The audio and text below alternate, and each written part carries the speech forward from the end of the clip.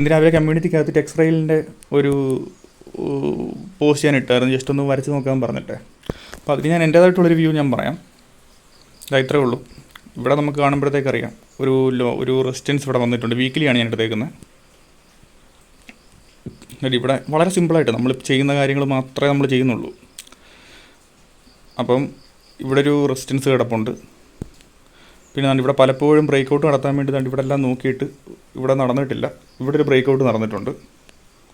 പിന്നെ ഇത്രയും താഴോട്ട് വന്നിട്ട് മുകളിലോട്ട് പോയത് അത്രയും ഒരു ബൈയിങ് പ്രഷർ മുകളിലോട്ട് വന്നിട്ടാണ് ഇവിടെ ബ്രേക്ക് ഔട്ട് നടന്നിട്ടുണ്ട്. ഇവിടെ ബ്രേക്ക് ഔട്ട് എന്ന് പറയുമ്പോഴത്തേക്ക് അത്യാവശ്യം കുഴപ്പമില്ലാത്തൊരു ക്യാൻഡിലുണ്ട്. ഞാനത് സൂം ചെയ്ത് കാണിച്ചു തരാം. പിന്നെ ഇവിടെ അത്യാവശ്യം കുഴപ്പമില്ലാത്ത വോളിയം ഉണ്ട്. പിന്നെ ഇത് മുകളിലോട്ട് തന്നെയാണ് പോക്ക്. ഇവിടുന്ന് ചാടിക്കയറി നമ്മൾ വാങ്ങിക്കാതിരിക്കുക. അപ്പോൾ അടുത്തൊരു ബൈയിങ് പോയിൻ്റ് ഉണ്ടോ എന്ന് നമുക്ക് നോക്കാം. അതിൽ നമുക്ക് ചെറിയൊരു ടൈം ഫ്രെയിമിലോട്ട് നമുക്ക് പോകാം. വളരെ സിമ്പിളായിട്ട് എല്ലാം നമ്മൾ സിമ്പിളായിട്ട് വെച്ചാൽ മതി. ഒത്തിരി കിടന്നിട്ട് കടുകട്ടി ഐറ്റം വെക്കാൻ നോക്കുമ്പോഴത്തേക്കാണ് എല്ലാം കയ്യിൽ നിന്ന് പോകുന്നത്. മാക്സിമം സിമ്പിളായിട്ട് നമ്മളൊരു കാര്യം ചെയ്യുക. ഇത്രയേ ഉള്ളൂ. എല്ലാവരും കാണാൻ പറ്റുന്നുണ്ടെന്ന് വിശ്വസിക്കുന്നു. നിങ്ങൾക്ക് നിങ്ങളുടെ ചാർട്ട് ജസ്റ്റ് വരച്ച് നോക്കാവുന്നതേ ഉള്ളൂ. സിമ്പിളാണ്. അപ്പം നമ്മൾ ഇവിടെ റെസിസ്റ്റൻസ് വരച്ചു. ഇവിടുന്ന് മറ്റൊരു റെസിസ്റ്റൻസ്. അപ്പോൾ ഇവിടുന്ന് ഒരു ബ്രേക്ക് നടന്നിട്ടുണ്ട്. അപ്പം അടുത്തൊരു ചാൻസ് എന്ന് പറയുമ്പോഴത്തേക്ക് ഇവിടുന്ന് മുകളിലോട്ട് പോകാനുള്ളൊരു ചാൻസ് ഉണ്ട്. കാരണം അടുത്തൊരു റെസിസ്റ്റൻസ് എന്ന് പറയുമ്പോഴത്തേക്ക് ഈ ഒരു മുകളിൽ കാണിച്ചേക്കുന്ന ഈ ഒരു റെഡ് ലൈനാണ്. ഈ കാണുന്നൊരു റെഡ് ലൈനാണ് അടുത്തൊരു റെസിസ്റ്റൻസ് എന്ന് പറയുമ്പോഴത്തേക്ക്. അപ്പം ഇനി നടക്കാനുള്ള ചാൻസ് എന്ന് പറയുമ്പോഴത്തേക്ക് ഒന്നുകിൽ ഇങ്ങനെ നിൽക്കാം, പിന്നെ മുകളിലോട്ട് പോകാം, അല്ലെങ്കിൽ ഡയറക്റ്റ് മുകളിലോട്ട് തന്നെ പോയേക്കാം. നമുക്കത് ഇപ്പോൾ പറയാൻ പറ്റത്തില്ല. നമുക്ക് അതിന് മൂവ്മെൻറ്റിൻ്റെ കൂടെ ഇമ്പ്രവൈസ് ചെയ്യാനേ പറ്റത്തുള്ളൂ. പിന്നെ ചെറിയൊരു സ്റ്റോപ്പ് ലോസ് കിട്ടുവാണെന്നുണ്ടെങ്കിൽ കയറുക. പല ടൈം ഫ്രെയിമിൽ നിങ്ങൾ അനാലിസിസ് നടത്തി നോക്കുക. ജസ്റ്റ് ഒന്ന് കയറി നോക്കുക. ഇവിടെ ചെറിയ രീതിയിലെ വിക്കുകളൊക്കെ ഉണ്ട്, പക്ഷെ അത് വലിയ കുഴപ്പമില്ലെന്ന് പ്രതീക്ഷിക്കാം. ഓക്കെ.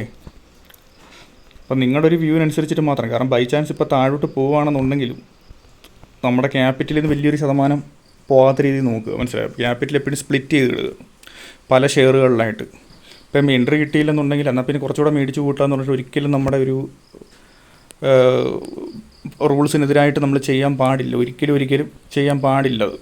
കാരണം അത് പലപ്പോഴും എനിക്കും പലപ്പോഴും പണ്ടൊക്കെ ഞാൻ ചെയ്തിട്ട് എനിക്ക് പണി കിട്ടിയിട്ടുള്ളത്. അപ്പം ചെറിയ ലോസ് വരേണ്ടത് ഞാൻ ഒരുപാട് ലോസ് കിട്ടും. കാരണം ഒരുപാട് ഷെയർ തോന്നുമ്പടിക്കെല്ലാം മേടിച്ച് കൂട്ടിയിട്ട് നമ്മൾ തുടക്കത്തിലുള്ളൊരു പ്ലാൻ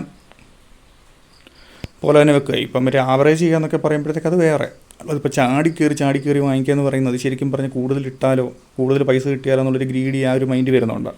അപ്പം എല്ലാവർക്കും നല്ലൊരു പ്രോഫിറ്റ് മുകളിലോട്ട് തന്നെ പോട്ടെ എന്ന് ആശംസിക്കുന്നു. പിന്നെ താഴെ